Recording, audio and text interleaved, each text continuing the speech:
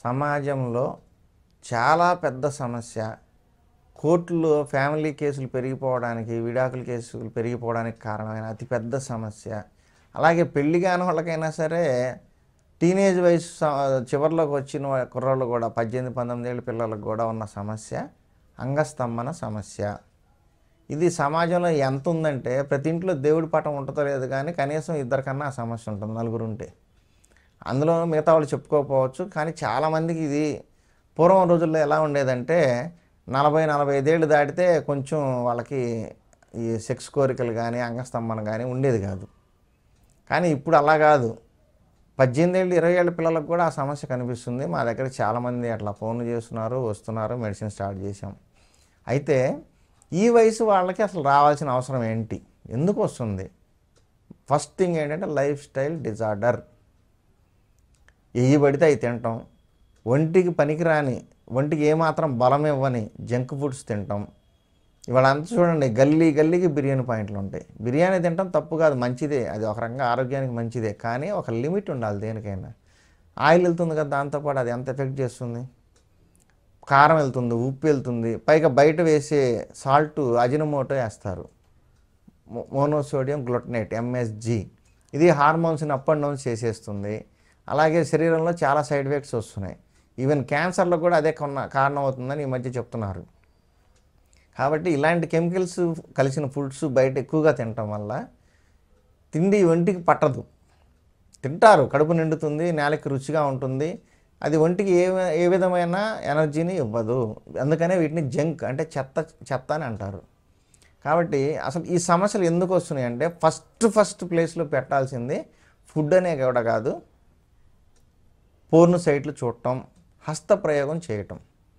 ప్రతి వాళ్ళు పెద్ద వయసు వాళ్ళు కూడా సింగిల్ అయిపోయిన వాళ్ళు, లేకపోతే భార్య దూరంగా ఉన్నోళ్ళు, లేకపోతే భార్య దగ్గర ఫుల్ పర్ఫార్మెన్స్ చేసి బలం లేని వాళ్ళు కూడా ఏదో ఆ సాటిస్ఫాక్షన్ పొందుతున్నారు హస్తప్రయోగం చేసుకొని. మాకు 18 ఏళ్ళ నుంచి 60 ఏళ్ళు 70 ఏళ్ళు కూడా ఇట్లా సమస్య చెప్తున్నారు. ఎందుకు వస్తుంది ఈ సమస్య అంటే హస్తప్రయోగం చేయటం అనేది చాలా ఇబ్బందికరమైన పరిస్థితి తెస్తుంది. అంగము మెత్తగా ఉండే లిప్స్, అంటే ఈ వజినల్ లిప్స్లో మెత్తగా స్మూత్గా ఆడాల్సిన ఒక పిస్టన్ లాంటిది. అది ఏమవుతుంది, చేయి పెట్టి హార్డ్గా టెన్షన్ మీద హస్తప్రయోగం చేయటం వల్ల నరాలు దెబ్బతింటున్నాయి. బ్లడ్ సర్క్యులేషన్ పూర్తిగా అంగంలోకి సప్లై రాదు. వీడు పట్టుకొని పిసుకుతూ ఉంటాడు చేతితో గట్టిగా. సో ఆ సమస్య వల్ల అతనికి రక్త ప్రసరణ పూర్తిగా అవ్వదు, నరాలు కూడా దెబ్బతింటూ ఉంటాయి. పైకి వెనక్కి గుద్దటం వల్ల వాటికి బేస్మెంట్ కూడా దెబ్బతింటుంది. ఆ బేస్మెంట్ కూడా వీక్ అవ్వడం వల్ల ఏం సమస్య వస్తుంది, అంగం స్తంభించదు, రక్త సరఫరా సరిగా ఉండదు ఫస్ట్ థింగ్. రెండోది స్తంభించదు.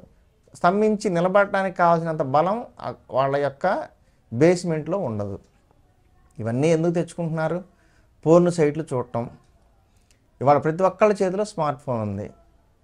ఎక్కడ పడితే అక్కడ ఓపెన్ చేసుకోవడం, చూడటము, బాత్రూమ్కి వెళ్ళటం, లేకపోతే ఇంకా ఇట్లాంటి పనులు చేస్తున్నారు. అసలు దేనికి వాడాలి? మనం వాడాల్సింది అది అంగాన్ని యూరిన్ పోసుకోవడానికి, లేదా భార్య కానీ ఏదో అమ్మాయి దగ్గర మాత్రమే వాడాలి. అంతేగాని చేతితో కొట్టుకోకూడదు. దానివల్ల చాలా సమస్యలు ఉన్నాయి.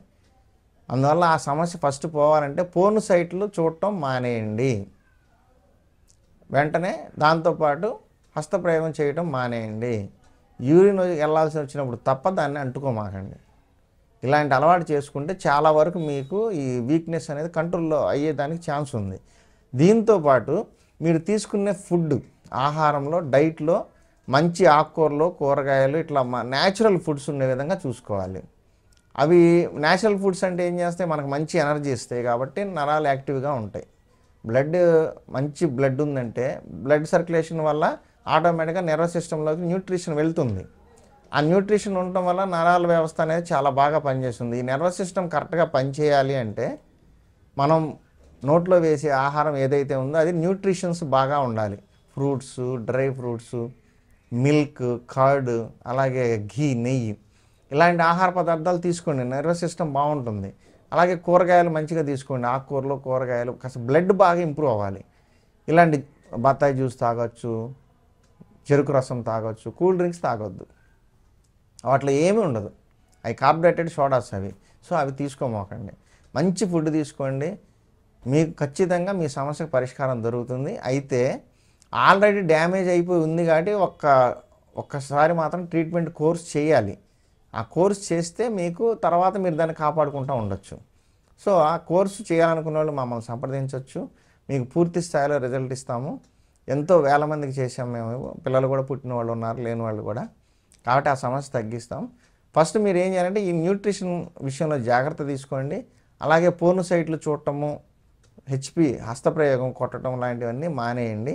మీకు మంచి రిజల్ట్స్ వస్తాయి. డైట్ విషయంకి వస్తే ఈ హస్తప్రయోగం చేసుకునే కానీ లేదా అంగస్తంభన సమస్య ఉన్న వాళ్ళకి డైట్ అనేది చాలా మంచిగా ఉండాలి. న్యాచురల్ ఫుడ్లు ఎక్కువగా తీసుకోండి. దాంతోపాటు పాలు ఎక్కువగా వాడుకోండి. మంచి పాలు తీసుకొని వాడుకోండి, మీకు సమస్యలు తగ్గుతుంది. దీంతో పాటుగా మీరు ఎక్సర్సైజ్ అనేది కూడా ఒకటి తీసుకోవాలి.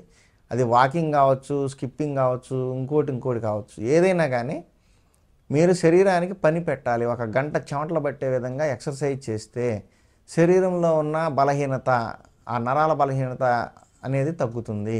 ఎందుకంటే మీరు ఎక్సర్సైజ్ చేసినప్పుడు అన్ని వ్యవస్థలు సక్రమంగా పనిచేసి మీరు తిన్న ఆహారం ఒంటికి పడుతుంది కాబట్టి నర్వస్ సిస్టమ్ యాక్టివేట్ అవుతుంది. దాంతోపాటుగా మెడిసిన్ కూడా తీసుకోండి. ఈ రెండు కలిసినాయి అనుకోండి, డైట్ ప్లస్ మెడిసిన్. ఈ రెండు కలిసిందంటే మీ సమస్య తొందరగా తగ్గిపోతుంది.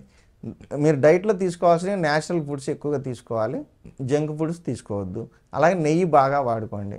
కాకపోతే వీళ్ళకి వచ్చే సమస్యల్లో ఇంకొక సమస్య ఏంటంటే అంగస్తంభంతో పాటు ప్రిమేచ్యూర్ ఎజాక్యులేషన్, అంటే శీఘ్రస్ఖలనం.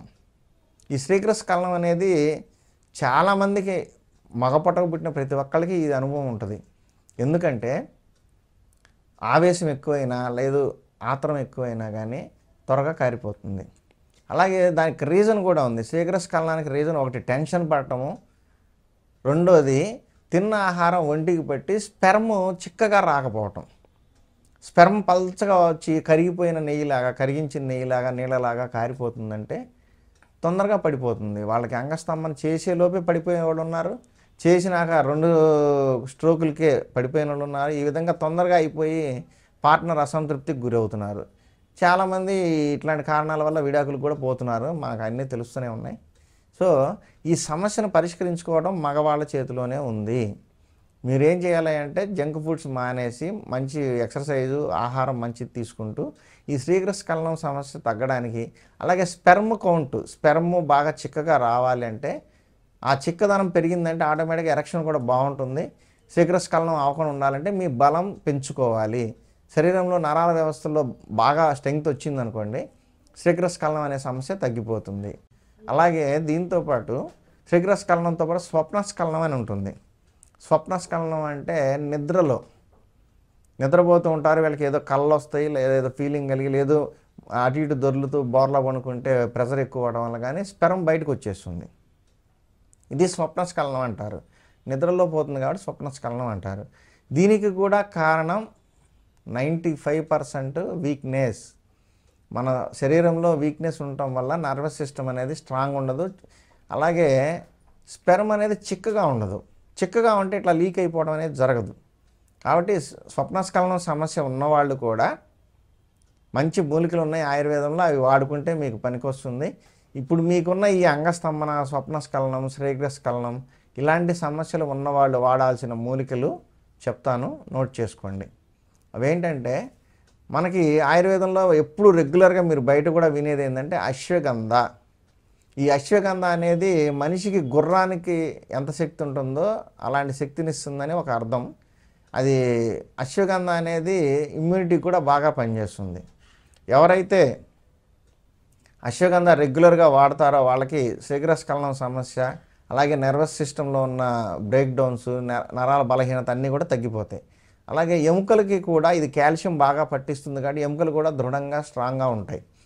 కాబట్టి అశ్వగంధ అనే మూలిక అనేది మొదటి స్థానంలో ఉంటుంది. దీనితో పాటు శతావరి, మన చిన్నప్పుడు తినేవాళ్ళం పిల్లి పిసర్లతో గారెలు అని అవన్నీ తినేవాళ్ళం, చిట్టి గారెలు. ఈ పిల్లి పిసర్లు ఇప్పుడు బాగా బర్రెలకి పెడుతున్నారు, పశువులకి పెడుతున్నారు, పాలు బాగా రావాలి, మంచి బలంగా ఉండాలని చెప్పి. కాబట్టి ఈ శతావరి అనేది ఒక మూలిక.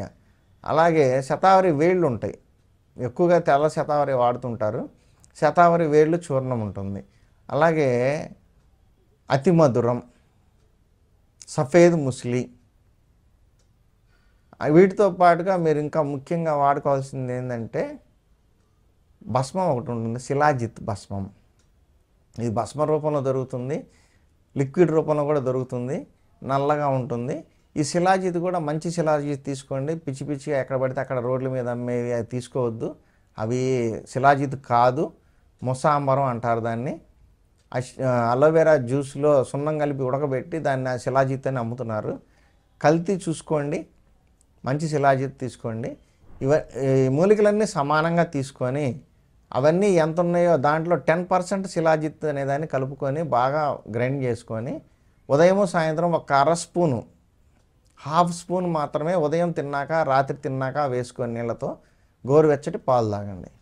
మీకున్న ఈ శ్రీకరస్ఖలనము, స్వప్నస్ఖలనము, అంగస్తంభన సమస్యలు, అలాగే టైమింగ్ ప్రాబ్లం, చాలామంది ఎక్కువసేపు చేయలేరు. టైమింగ్ కూడా చాలా పెద్ద సమస్య. ఎందుకంటే వాళ్ళకి త్వరగా కారిపోవడం ఒక సమస్య, అంటే శ్రీకరస్ఖలనం. రెండోది వీళ్ళకి యాంగ్జైటీ అయిపోయి డ్రాప్ అయిపోయిన తర్వాత, ఒకసారి లీకేజ్ అయిపోయిన తర్వాత రెండోసారి రెడీ అవ్వలేరు వీళ్ళు.